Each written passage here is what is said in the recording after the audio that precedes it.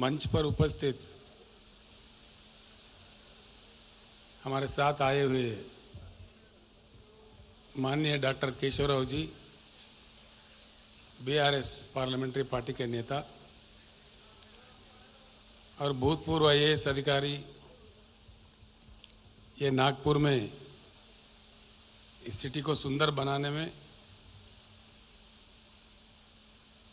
Commissioner of Nagpur महानगर पालिका जिन्होंने अच्छा काम किया था, वो भी मेरे साथ आए हैं।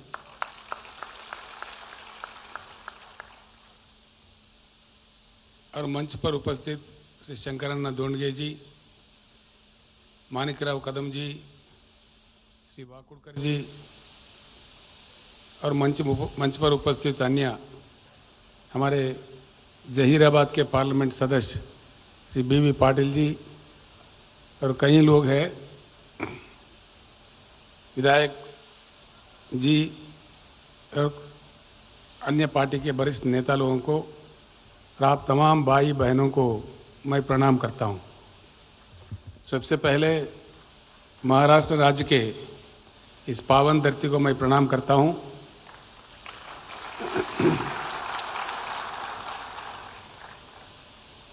एक बात इस बीच में हमें बहुत सताता है।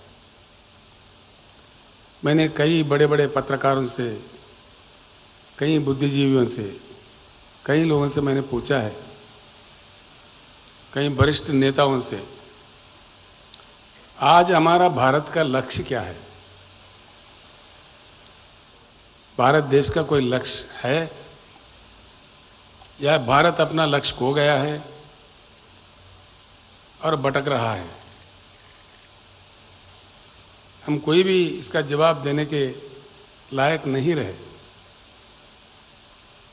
और एक बार सोचिए मन लगा के, बिना लक्ष्य के समाज, बिना लक्ष्य के देश कहां पहुंचते हैं? इसका अंजाम क्या होता है? गहरा मन से अगर सोचे तो डर लग जाता है।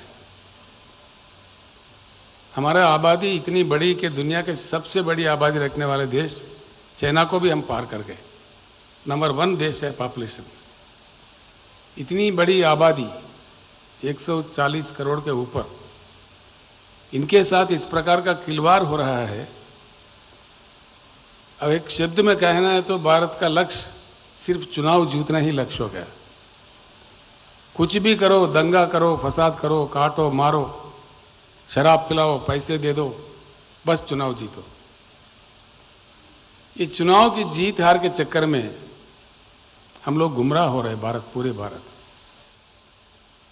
अभी एक बात है, अभी कर्नाटक राज्य में सत्ता बदल हुआ है, वहां भाजपा हार गया है, कांग्रेस आ गया है। आप मन लगा के देखो, कोई परिवर्तन आने वाला है? आप लोगों को कोई आशा है?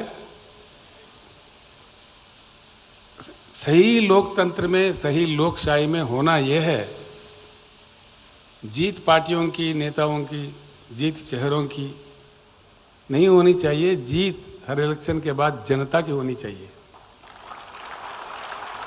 जब जनता जीतने लगेंगे तो सारे चीज बदलने लगेंगे। ये कोई बड़ी बात नहीं है। 50% लोग, यानी कि 42% इस देश में किसान हैं। उनके साथ काम करने वाले कम से कम और एक 15-20% है, जो भी जिस प्रकार के भी हो, यानी कि करीब करीब 60% लोग शांत हो जाएंगे अगर खेती किसानी कड़े होता है और अच्छा सुकून से रहते हैं। इतना बड़ा लाट, यानी कि 60% लोगों को छोड़ के ये क्या हो रहा है इस देश में? शर्म की बात है, 75 साल के आजादी के बाद लोग चांद सितारे नहीं मांग रहे हैं, सोने के ईंट नहीं मांग रहे सरकार से। भरपूर पानी दे दो, भरपूर बिजली दे दो, हमारे उगाई का दाम दे दो। ये नहीं देने से आज आत्महत्या कर रहे हैं किसान पूरे भारत में। दुर्भाग्यपूर्ण है कि महाराष्ट्र में ज्यादातर आंकड़ा यहां ज्यादा है, बड़ा दुख होता है। महाराष्ट्र एक ऐसी प्रदेश है, हिंदुस्तान का नंबर 1 प्रदेश है। यहां से इतने नदियां निकलते हैं, शायद ही किसी और राज्य से निकलते हैं। जहां जाओ तो पीने का पानी का किल्लत। प्रकाश पोहरे जी मेरे साथ थे, हम औरंगाबाद में थे। वहां किसी ने कहा भाई यहां पे 8 दिन में एक बार पानी आता है पीने का। प्रकाश पोहरे जी कहा अकोला में कौन सा बेहतर है, अकोला में भी 10 दिन में एक बार आता है। शोलापुर वाले कह रहे हैं 11 दिन में एक बार आता है। कहीं कहीं मतलब प्रांत में पीने की पानी की किल्लत, जहां से कृष्णा और गोदावरी निकलता है। कितने नदियां हैं महाराष्ट्र में, पंचगंगा, प्रवरा, मूला, वारदा, वैनगंगा, पेनगंगा, प्राणहिता, इतने सारे नदी रखते हुए क्या हो रहा है इस देश में। 75 साल की आजादी बहुत बड़ी लंबी समय होती है। मैं एक बात कहूं तो आपको हैरत होगा, महाराष्ट्र तो महाराष्ट्र है, देश का राजधानी जो दिल्ली है, 75 साल के आजादी के बाद वहां भी पर्याप्त पानी की उपलब्धि नहीं है। कई हमारे दोस्तों के घर में गड्ढे खोदे हुए हैं, टैंकर खरीदने पड़ते हैं हर दिन। अफसोस की बात है। और दिल्ली एक ऐसी जगह है जो गंगा यमुना के बीच में डेल्टा में है, पानी की कमी नहीं है, देश की राजधानी है। पानी नहीं, बिजली भी पर्याप्त नहीं मिलता, बिजली की कटौती होती है दिल्ली में कई प्रांत में। ये क्या हो रहा है, क्या आखिरकार इसका कारण क्या है, वजह क्या है। मैं किसी एक पार्टी को या किसी व्यक्ति को आलोचना करना मेरा काम नहीं है। मैं परिस्थितियों का समझने का और समझाने का काम करता हूं। मैं साफ साफ आप लोगों को एक बात बताता हूं, बीआरएस एक मिशन है। भले ही राजनीतिक पार्टी है, राजनीति एक व्हीकल है, जो कि नीतियां बनना है, कानून बनना है तो असेंबली से, पार्लियामेंट से ही बनते हैं, वो हम जानते हैं। आंदोलन कर करके पूरी जनता थक गई है। किसानों को लेकर अगर बात करें तो यहां शरद जोशी बहुत ही महान किसान नेता, देश के जाने माने नेता, उन्होंने क्या कम लड़ी थी, कितने साल लड़ी थी, कितने बार जेल गए थे। उनके साथ शंकरन्ना धोंडगे जी, मानिक कदम जी और कई हजारों लाखों लोग कितने लड़ाइयां लड़े। आज भी प्याज के दाम के लिए नासिक से मुंबई तक लोग 50,000, 10,000 महिलाएं, जिनके खून में, मायरों में से खून भी निकल रहा है, यात्रा करना पड़ता है। ये क्या हो रहा है, क्या तरीका है। लोकतंत्र का यही है। जो हमारे स्वतंत्र सेनानी थे, उनका यही इच्छा था, यही देखना चाह रहे थे, इसीलिए स्वतंत्र पाया हमने। ये बड़ी दुख की बात है। राजनीति तो बहुत चलता है, राजनीति आए तो कोई ना किसी को हारना है, किसी न किसी को जीतना है, लेकिन जनता की जीत के ओर हमको आज सोचने का घड़ी है। जनता की जीत किस प्रकार से हो सकता है,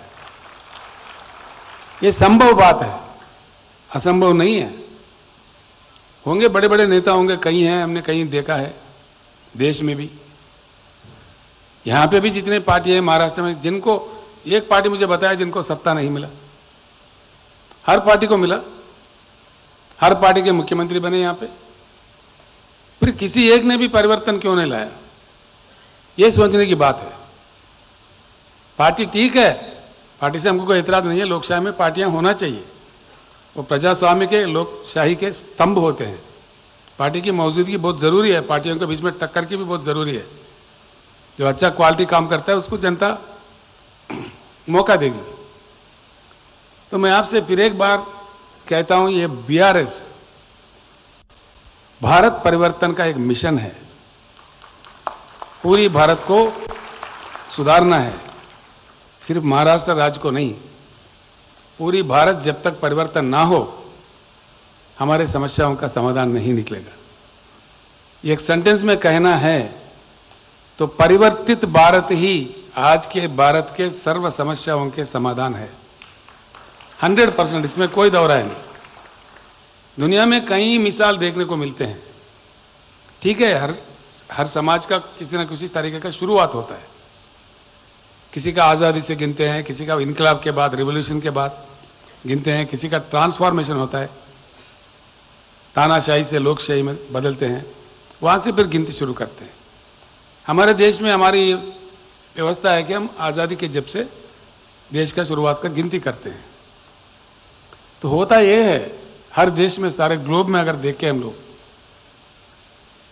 उस समय के जैसे बुद्धिजीवी होते हैं, जैसे कि डॉक्टर बाबा साहब अम्बेडकर थे हमारे यहाँ, उनके नेतृत्व में एक संविधान बना, कानून कायदा बना दिया, देश चल पड़ा। चलते चलते अनुभव ही कुछ और मिलते हैं। जब लिख के चलते हैं, कानून बना के चलते, कुछ एक रास्ता बना के चलते हैं, जब चल पड़े तो अनुभव कुछ अलग बताता है, उसके मुताबिक काम होता है और 1-2 दशक या मैक्सिमम 3 दशक के अंदर पूरे सेटल होता है। हमारे पास 75 साल गुजर गए, अभी भी कोई सेटल नहीं। किसान रो रहा है, आत्महत्या कर रहा है आखिरकार, फिर कौन सुख से है? शोषित, पीड़ित, वंचित जो लोग हैं, आज हमारे देश में दलितों का स्थिति क्या है? मैं एक शब्द में कहता हूं, दलितों का गरीबी और दलितों का साथ अन्याय जब तक नहीं रुकेगा, हमारे चेहरे से वो दब्बा नहीं जाएगा। 100% ये मेरा बात मान लीजिए आप। अमेरिका जैसा देश, जहां वहां के मुकामी लोग, नेटिव लोग, रेड इंडियंस को काफी सताए थे, श्वेत जाति वालों ने काफी अत्याचार किए थे उनके ऊपर, लेकिन अमेरिका जैसा देश भी, वहां भी चेतना जाग गई। मैंने किसी सभा में कह दिया, सभी ने खूब तालियां बजाए, बराक ओबामा को अमेरिका का अध्यक्ष बना के अमेरिका ने अपने पापों को धोया है। ऐसे ही हमारे पास जब तक हमारे दलित समाज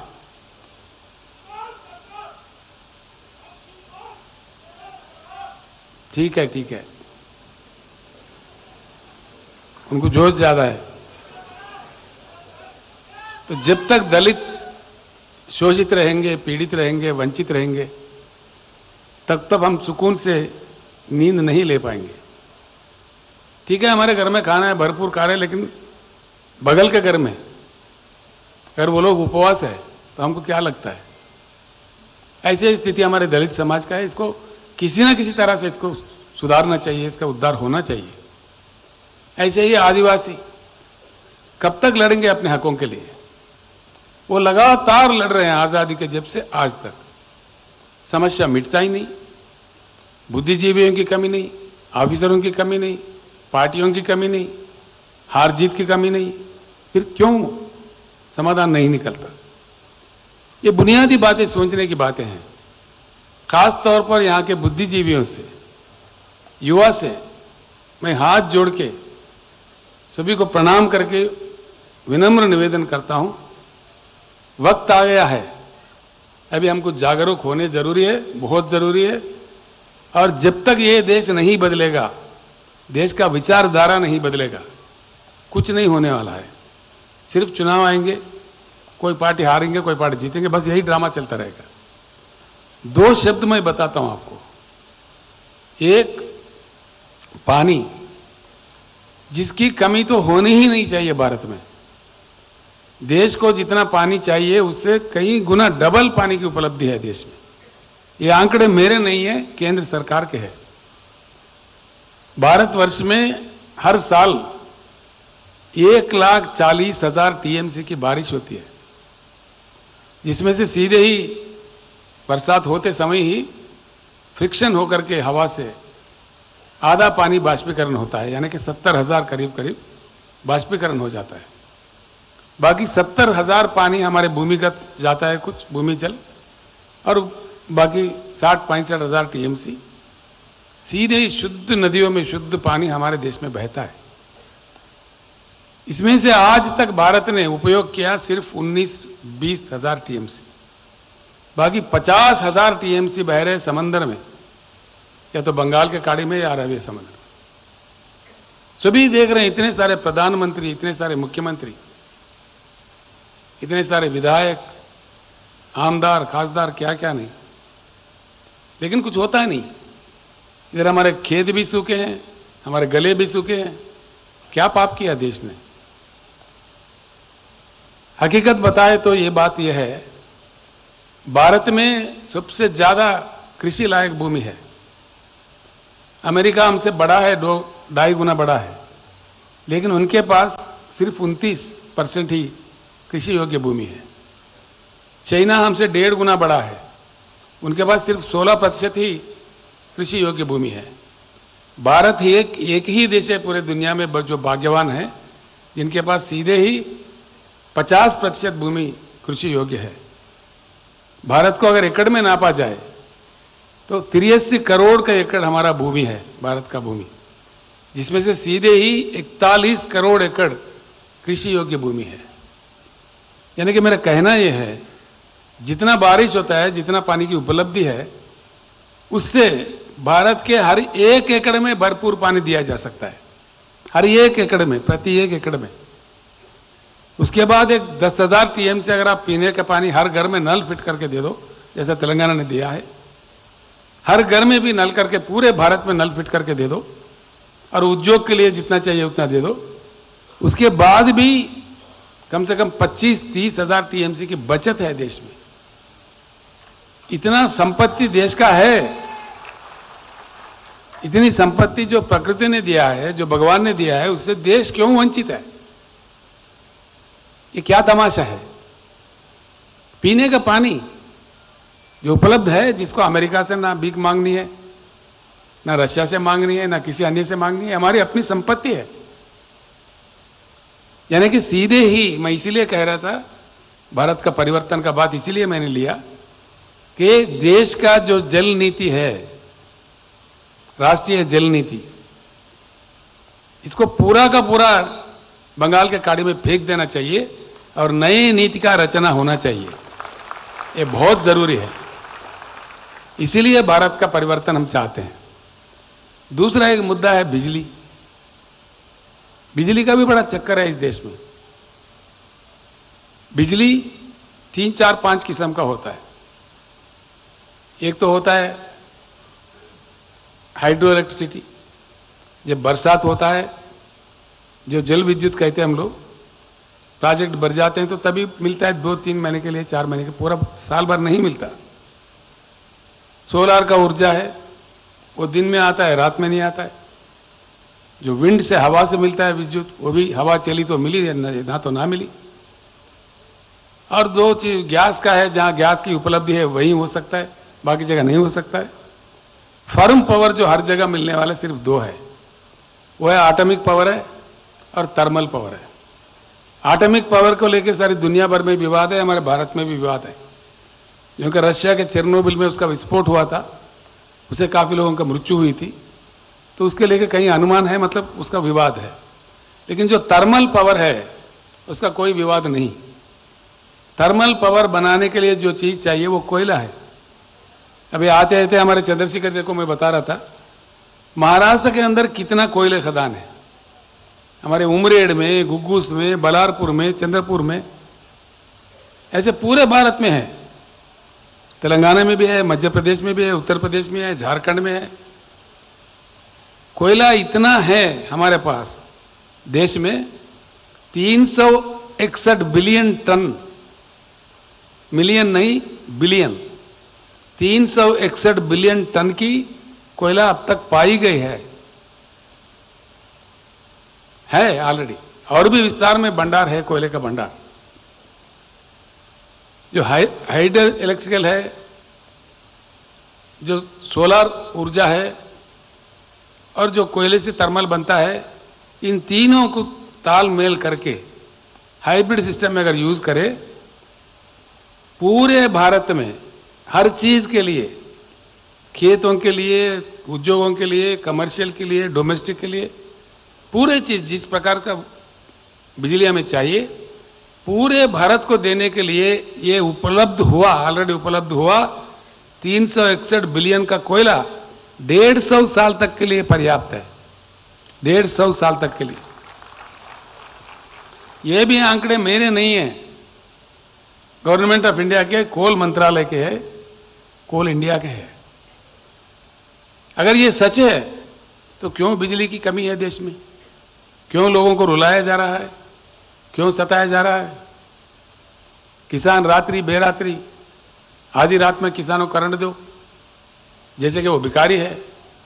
जाओ तो वहां किसी को सांप काटा, किसी को बिजली का धक्का लग के मर गया। कितने लोग की मृत्यु हो रही है। ये क्या तमाशा है इस देश में।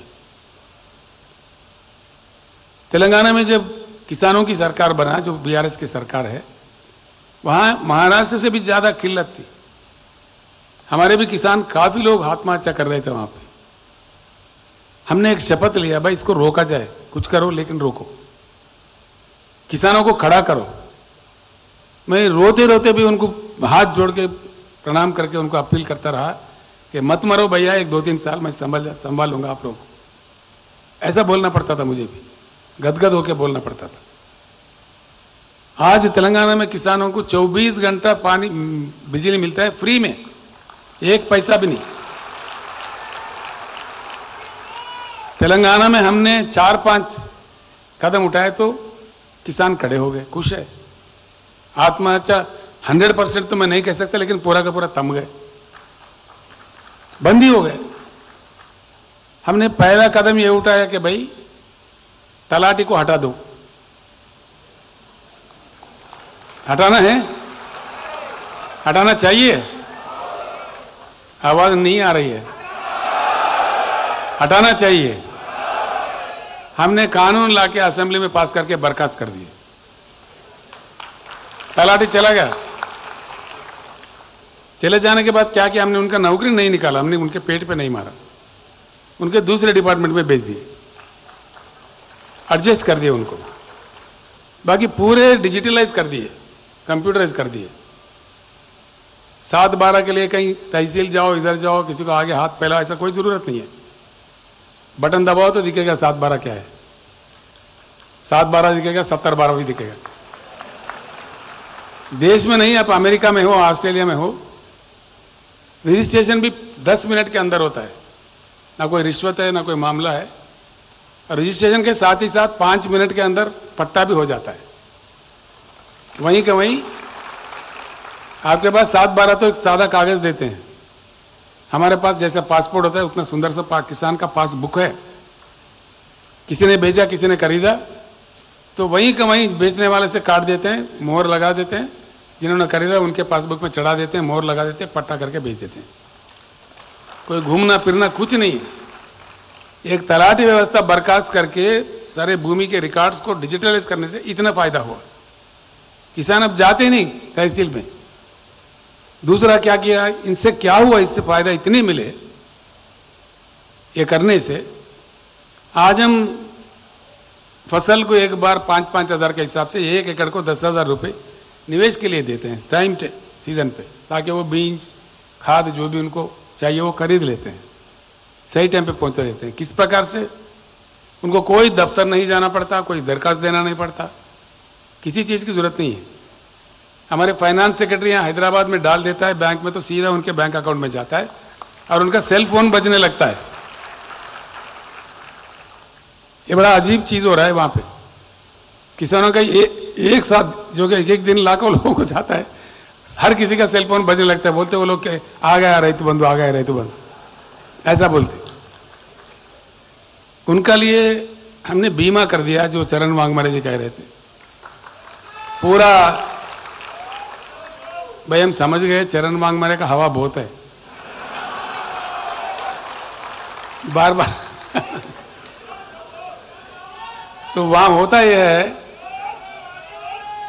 किसानों का किसी भी तरह से मृत्यु हो, सिर्फ एक्सीडेंट से नहीं, किसी भी तरह का मृत्यु हो, नेचुरल डेथ भी हो, ठीक है। इसीलिए बात कर रहे हैं हम लोग। तो अगर किसान को पूछते हैं, भाई आपके अगर कुछ मृत्यु होने में किसको भेजना चाहिए पैसे, नॉमिनेट हो जाता है। किसान का मृत्यु हो जाता है तो इमीडिएटली 8 दिन के अंदर ही उनके घर 5 लाख का चेक पहुंच जाता है। कहीं जाने की जरूरत नहीं, ना किसी दफ्तर जाओ, ना कोई दरखास्त दो, कुछ नहीं, ऑटोमेटिक आता है। ये इसलिए संभव हुआ कि पूरे राज्य को हमने हर 5,000 एकड़ को एक क्लस्टर में ला दिया और वहां एक अधिकारी का नियुक्ति किया। उन 5,000 एकड़ में जितने भी किसान हैं वो क्लब बन गया। उसमें से कृषि का मृत्यु होता है, इमीडिएट रिपोर्ट आता है, उसके हिसाब से चेक चला जाता है और किसान के पूरा उगाई हुई पूरी क्रॉप हम लोग खरीदते हैं, सरकारी खरीदता है। ये कहीं भी नहीं है पूरे हिंदुस्तान में, वो किसी भी प्रकार का भी हो, मक्का हो, धान हो, जो भी हो, सरकार खरीदता है। 7,000 के ऊपर खरीद केंद्र है और पैसे के लिए फिरना नहीं पड़ता है कहीं सेठ के पास, साहूकार के पास, किसी के पास नहीं। कोई भी किसान अपने भेज दिया खरीद केंद्र में तो सीधे ही पैसे उनके बैंक में चले जाता है, किसी के पास देना नहीं पड़ता। ये चीज हो गया। प्रकल्प से जो पानी देते हैं, पानी पट्टी नहीं है वहां पे, कोई 1 रुपया भी नहीं लेते, यानी कि बिजली भी फ्री में, पानी भी फ्री में, 24 घंटा बिजली है, जब चाहे मोटर लगाओ, रात में जाने की जरूरत नहीं। इन चीजों से आज हमारे किसान त्योहार मना रहे हैं। जितने लोग पलायन थे पूरे के पूरे वापस आ गए। उल्टे में हुआ ये नतीजा इसका, पंजाब सबसे ज्यादा हरित क्रांति आया हुआ प्रदेश है देश में, सबसे पहले वहीं आई थी। आज धान उगाने में पंजाब को हमने पार कर दिया। अभी जो कट गई है फसल, सेकंड क्रॉप जो कट गई है, उसमें पूरे भारत में धान का खेत उगाए थे वो 94 लाख एकड़ में, 94 लाख एकड़ में, जिसमें से 56 लाख एकड़ सिर्फ तेलंगाना में उगाया, आधे से भी ज्यादा। इस प्रकार की क्रांति वहां आ गई है, कुछ खुशहाली मिली है। पीने का पानी का भी हमने व्यवस्था किया है मिशन भगीरथ के नाम। हर घर में, एक भी घर नहीं छूटा, हर घर में नल के साथ पानी हर दिन आता है, शुद्ध पानी। टेस्ट करके 15-16 बार टेस्ट करके छोड़ते हैं। कोई औरत घड़ा अपने खाने पे रख के बाजार में देखने को नहीं मिलता आज कहीं भी, वो शहर हो या गांव हो। आदिवासियों का खेड़े हो, पर्वतों पे रहने वालों को, वहां भी प्रबंध किया हमने, तो ये भी सुविधा हो गई है। इस प्रकार का छोटा सा तेलंगाना का करने में इतना सारा हुआ, इतनी सारी मतलब सुखद स्थिति आई। मैंने यही कहा नांदेड़ के सभा में, औरंगाबाद में यही कहा कि तेलंगाना जैसा छोटा राज्य कर सकता है तो महाराष्ट्र जैसा महान राज्य ये क्यों नहीं कर सकता, क्यों नहीं संभव है। It is possible, quite possible. कुछ लोग कह रहे हैं, जो पंडित लोग हैं, बहुत बड़े पंडित हैं, भाई केसीआर जैसा किया वैसा करने लगे तो महाराष्ट्र सरकार का दिवाला निकलेगा। ये सरासर गलत है। दिवाला जरूर निकलेगा उन नेताओं का, दिवाली होगा किसानों का। किसान दिवाली मनाएंगे और ये खाने वाले नेताओं का दिवाला जरूर निकलेगा, इसमें कोई शक नहीं। ये बिल्कुल मैं सच कह रहा हूं। महाराष्ट्र में मेरे ख्याल से अच्छा अगर ढंग से काम किया जाता तो आज महाराष्ट्र का बजट जो करीब करीब 6 लाख करोड़ की है, वो 10 लाख करोड़ के ऊपर होना चाहिए था। इतनी संपत्ति है महाराष्ट्र में। आप लोग बाद में बात करना, चर्चा करना बुद्धिजीवियों से। केसीआर ने ऐसे कहा, भाई ये ठीक है कि झूठ है, बात कीजिए, जरूर चर्चा होना चाहिए इन बातों का। तो इसको लेके ये बीमारी, ये जो हो रहा है, ये सिर्फ महाराष्ट्र में नहीं, पूरे भारत में ये बीमारी लगी हुई है। इसलिए मैं कहता हूं, नीति बनने है तो पार्लियामेंट से बनता है, असेंबली से बनता है। हां, जरूर हमको चुनाव लड़ना है और जीतना है। हर लेवल का चुनाव भारत राष्ट्र समिति लड़ेगा, बिल्कुल लड़ेगा। कुछ तो पंडित ऐसा कहते हैं, आप आंदोलन करो, हम पार्लियामेंट जाएंगे, हम यहां बाजार में बैठेंगे, तुम पार्लियामेंट जाओगे। ये तो हो रहा है ना 50 साल से, 60 साल से। अब नहीं जाएंगे, अब तक भेजे बहुत। मैं इसीलिए कहता हूं, आमदार खासदार, अब किसानों को ही बनना है, किसान सरकार बनना है। इतना हल चला के, इतना दान उगा के देश को अन्न खिला सकते किसान, क्या पार्लियामेंट जाके कानून नीति नहीं बना सकता अपने मुताबिक? अपने दम पर पानी और बिजली अपने खेत में नहीं ला सकता? बिल्कुल ला सकता। अगर आप सब साथ चल के एकदम जनता को समझा के काम करो, कोई बात नहीं, परिवर्तन आ जाता है। 1 लाख किलोमीटर का लंबा सफर भी हो, पहले कदम से ही शुरू होता है। महाराष्ट्र के सामने आज मौका है। मैं बार बार कहता हूं यह बात, मैं कहीं भी कहता हूं, महाराष्ट्र राज्य को, राज्य के जनता को मैं अभिनंदन करता हूं कि पूरा भारत परिवर्तन करने का मौका राष्ट्रीय नेतृत्व महाराष्ट्र को मिल चुका है। महाराष्ट्र से विकास से बात महाराष्ट्र से शुरू हुआ है। हमारा कारवां महाराष्ट्र से निकल रहा है। अब मध्य प्रदेश वाले मुझ पर गड़बड़ कर रहे हैं। तुम बार बार महाराष्ट्र में जा रहे हो यार, मराठवाड़ा में जा रहे हो, इधर जा रहे हो, ऑफिस पे ऑफिस खोल रहे हो, फिर हमारे तरफ हमें बोला आ रहे, थोड़ा टाइम दे दो, अभी जाएंगे, मुझे जाना है वहां पे। यहां के आपके वो उप मुख्यमंत्री जी है फडणवीस जी, वो मेरे अच्छे मित्र है। मैं जब नांदेड़ में आया था, उन्होंने कहा केसीआर जी आपका यहां क्या काम है, अब अपना तेलंगाना संभालो। मैंने कहा भाई मैं भारत का नागरिक हूं, भारत देश में कहीं जा सकता हूं, इतना मैं प्रार्थना करूंगा, इतना ही कहा उनसे। तेलंगाना का जो किसान मॉडल है, अब महाराष्ट्र में उस समय सत्र चल रहा था असेंबली का, मैंने इतने कहा फडणवीस जी आप मेरे अच्छे मित्र हैं, ठीक है, उम्र में आप मेरे से छोटे भी हो, लेकिन सुझाव देता हूं कि तेलंगाना मॉडल जो है किसानों के लिए वो पूरा लागू कर दो इसी बजट सत्र में। मैं जब मेरा काम यहां खत्म हो जाएगा मैं मध्य प्रदेश जाऊंगा। ये बात सही है, यानी कि बात पक्की है कि जब तक तेलंगाना मॉडल का भरपूर अमल महाराष्ट्र में नहीं आएगा तब तक हम लड़ते रहेंगे, चाहे कुछ भी हो जाए। जमीन आसमान एक करेंगे, लेकिन लड़ेंगे, अब छोड़ेंगे नहीं। हर गांव में, हर गली में हम समझाएंगे। चरण वांगमरे जी मराठी में बोल रहे थे, मैं बोल नहीं सकता लेकिन समझ रहा हूं आजकल। महाराष्ट्र में चलते चलते वो कह रहे थे कि भाई मुंबई में अनिल अंबानी है, फलाने सेठ है, वहां क्या कहोगे किसान का नारा। तो उनका थाली का खाना कौन भेज रहे, उनके तरकारी कौन भेज रहे। देश अगर हमारे साथ नहीं आएंगे बेटा, तुम्हारा काम खाना बंद हो जाएगा, है ना। किसान के साथ देश को चलना ही पड़ेगा। अगर किसान समझे तो ऐसा मजबूर भी कर सकता है, लेकिन किसानों का मजबूरी को फायदा उठाते हुए, उनको दलालों का शिकार करते हुए खराब करना किसी भी प्रकार से देश के लिए उचित नहीं है, बिल्कुल ही नहीं है। कल ही मेरे पास कर्नाटक के नए चुने गए मुख्यमंत्री जी का फोन आया था। चंद्रशेखर राव जी, हमें एक 27 लाख टन की चावल की जरूरत है, आपके पास है तो रेट बता दो, हम खरीद लेते।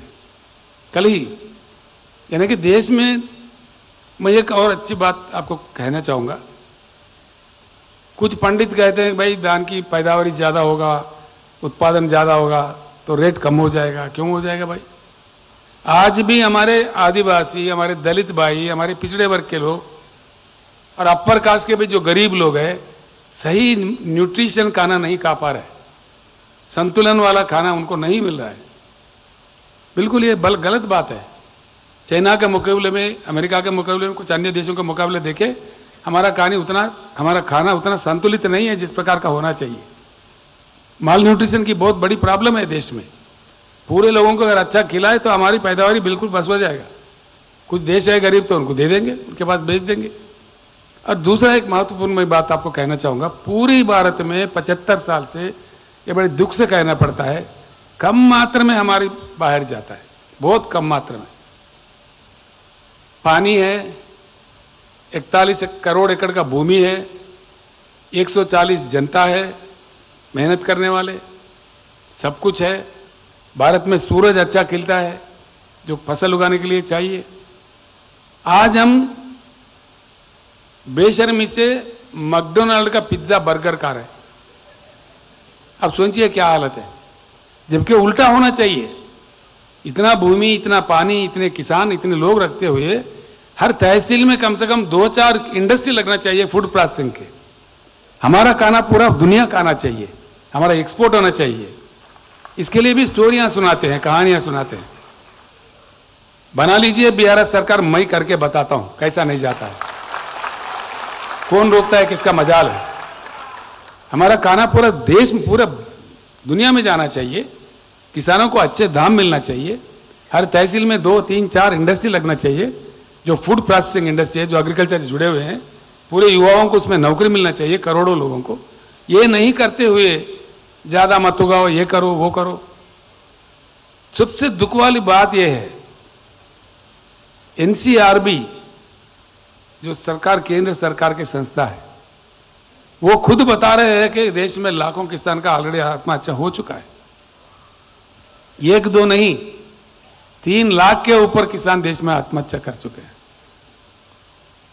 फिर कोई बात नहीं, कोई एहसास ही नहीं,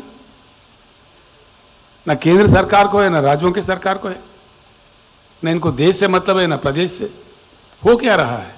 फिर इनको कौन जगाएगा, कौन समझाएगा? वो तो बस लगे हुए हैं चुनाव जीतने। धर्म का नाम बोलो, इसका नाम बोलो, जातिवाद पैदा करो, लोगों में फूट डालो, बस चुनाव जीतो। अगर जीत किसके लिए? जनता के लिए, देश के लिए, कुछ अच्छा काम करने के लिए, सिर्फ जीतने के लिए? इसके बारे में बहुत अच्छा चर्चा होनी चाहिए। मैं आप सभी लोगों को निवेदन करूंगा, मैं जो भी कह रहा हूं, आपके गांव में जाके जरूर चर्चा करें, आपके दोस्तों में, आपके परिजनों में, आपके गांव के बड़े लोगों में। भाई केसीआर ने ऐसे कहा, ये सच है क्या है, इस पर हमको क्या करना है? बिल्कुल महाराष्ट्र में बहुत जोरों का चल रहा है बीआरएस का काम, मैं बहुत संतुष्ट हूं। संभावित रूप से आज एक तूफान के जैसा जा रहा है। 4 लाख अब तक हमारे कमिटियों में लोग आ चुके हैं, 4 लाख के ऊपर। अभी ये 30 दिन का जो काम खत्म हो जाएगा तो कम से कम मेरे ख्याल से 25-30 लाख की हमारी सेना बनाएगी पूरे महाराष्ट्र राज्य में। अब बहुत बड़े बड़े नेता भी हमारे तरफ देखने लगे हैं। शंकरन अभी बता रहे, मैंने कहा भाई पूरा पुराने नेताओं से मत भरो, कुछ युवा के लिए रखो, किसानों के लिए रखो। फिर पूरे 1 भाई बन गए तो पुराने दुकान खुल जाएगा, फिर हम कोई काम नहीं कर पाएंगे। ले कुछ तो रखो, सही बात है ना? तो लिहाजा मैं कहता हूं, नेतृत्व करने वाले कर रहे हैं, 75 साल हो गए, एक बार हम भी ले लेते हैं नेतृत्व। हमारे किसान, हमारे युवा, पढ़े लिखे लोग कई हैं, हमारे युवा लोग हमारे किसानों के घर में ही है, उन जवान लोगों को जिता लेते हैं, फिर फर्स्ट क्लास कानून कायदा जो बनना बनेगा और किसानों का जरूर खुशहाली होगी।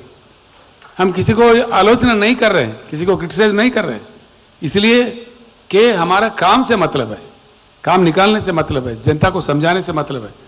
किसी को आप महाराष्ट्र में कुछ तो दोस्त बता रहे थे, टीवी खोले तो चर्चा ऐसा हो रहा है, तू कुत्ता है, तू बिल्ली है, एक को दूसरा गाली देना, बस इसके सिवाय कोई बात नहीं। हम वो नहीं करना चाहते, हम उसमें उस लफड़े में जाना ही नहीं चाहते। सिर्फ लोगों को समझाने में, लोगों को पूरी बात बताने में जितनी प्रयास हमको करना चाहिए उतना जरूर करेंगे। मेरे पूरा विश्वास है, भारत बदलने के लिए जो कदम महाराष्ट्र से पड़ रहे हैं, ये मजबूत कदम होंगे और पूरा भारत परिवर्तित होकर रहेगा। मुझे विश्वास है, इसलिए है कि भारत एक ऐसी देश है, बुद्धुओं का देश नहीं है, भारत बुद्धिजीवियों का देश है, बुद्धिमानों का देश है। I strongly believe that India reacts. ढंग से अगर कहा जाए, ढंग से अगर समझाया जाए, हमारे कॉमन मैन के पास बहुत बड़ा कॉमन सेंस की भंडार है, वो सबसे ज्यादा समझता है। इमरजेंसी के बाद हमने देखा था अपने आंखों से, उस समय के महान नेता इंदिरा गांधी को यूं ही टुकरा दिए थे लोग। उनको टुकराने के बाद जो सरकार आई थी, फिर उनको ज्यादा सताने लगे, फिर इनको ठोकर मार के फिर इंदिरा जी को लाके फिर बिठा दिया। यानी कि भारत परिवर्तन चाहता है, समझाने पर, बात उन तक पहुंचाने पर, ढंग से चलने पर बिल्कुल ही भारत बदलने की तरफ जाता है। अभी भारत बहुत बेजार है, ये आजकल जो हो रहे हैं देश में, इससे काफी बेजार हो चुके हैं, इंतजार में है, परिवर्तन के घड़ी के लिए देख रहे हैं। हम एक नए उमंग से, नए परिवर्तन की दिशा में, एक नई आशा से हम कदम आगे बढ़ाएंगे। मुझे पूर्ण विश्वास है, पूर्ण विजय हमको प्राप्त होगा, 100%। आज नागपुर में हमारे ऑफिस का उद्घाटन हुआ बीआरएस का, औरंगाबाद में एक बिल्डिंग खरीद ली है, वहां भी खुल रहा है, और पुणे में, मुंबई भी अपने खुद के ऑफिस होंगे, वहां लंगर भी खोलेंगे, जो भी आएगा वहां खाना खाएगा आराम से। तो इस प्रकार का पूर्ण रूप से हम पूरे राज्य में फैल जाएंगे, हमको जरूर विजय प्राप्त होगा, मुझे ये पूरा आशा है। क्योंकि महाराष्ट्र एक ऐतिहासिक जगह है, शिवाजी महाराज का जगह है, अंबेडकर, बाबा साहब अंबेडकर का जगह है, ये फुले सावित्री जी का जगह है। यहां कोई चीज की कमी नहीं है, बुद्धि की कमी नहीं है, लेकिन राजनीति में हम गुमराह है। अभी हम एकत्रित हो जाए तो सब कुछ बदल जाएगा। मुझे पूर्ण आशा है, विश्वास है, हम जरूर विजय प्राप्त करेंगे। इस भारत परिवर्तन के लिए जो हम लोग चल रहे हैं, मैं कुछ बातें यहां से जाके फिर प्रेस में भी कहूंगा, कल अखबार भी पढ़िए, पूरी बात डिटेल वहां आ जाएंगी। मैं पूर्ण विश्वास, आप सब लोगों को देखने के बाद मुझे बहुत खुश हुआ, मैं बहुत संतुष्ट हूं। आप सब लोगों का धन्यवाद देता हूं और आगे बढ़ के हम विजय प्राप्त करेंगे सर्व कल्याण के लिए, उसमें खास किसानों के कल्याण के लिए। अब की बार ये नारा नहीं, निर्धार है। ये नारा नहीं, अब की बार। धन्यवाद। भाई केसीआर सर का विदर्भ की तरफ से